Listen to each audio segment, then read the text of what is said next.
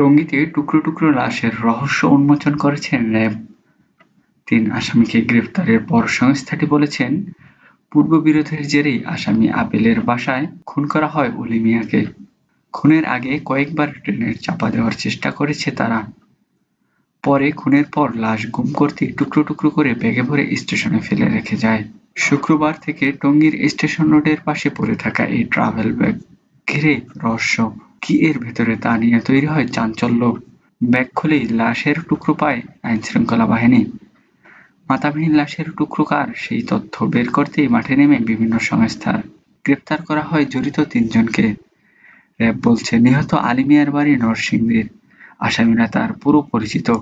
টঙ্গীতে একই জায়গায় বসবাস করতেন তারা। দুপুরে উত্তরা র্যাবের কার্যালয়ের ব্রিফিংয়ে জানায়, গ্রেপ্তার আবেলের বাসায় গত ৬ই আগস্ট খুন করা হয় অলি মিয়াকে। লাশ গুমের উদ্দেশ্যে তারা দেহ টুকরো টুকরো করে ট্রাভেল ব্যাগে করে স্টেশন রোডে ফেলে আসে। এই দুটো, একটা স্ত্রীর অ্যাগেনস্টে একটা ইস্যু ছিল, প্লাস হচ্ছে ভাগ্নের অ্যাগেনস্টে একটা ইস্যু ছিল, প্লাস রনির তো আগে থেকে আরেকটা ইস্যু ছিল।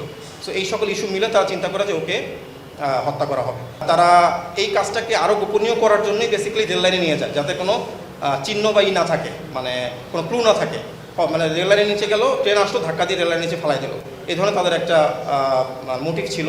বা সেটা চরিতার্থ করতে পারে নাই, এবং ওই সময় তারা সকালে নিয়েও গিয়েছিল, বা ট্রেন আসে নাই। তো ট্রেন না আসে তো তারা বাসায় নিয়ে আসে।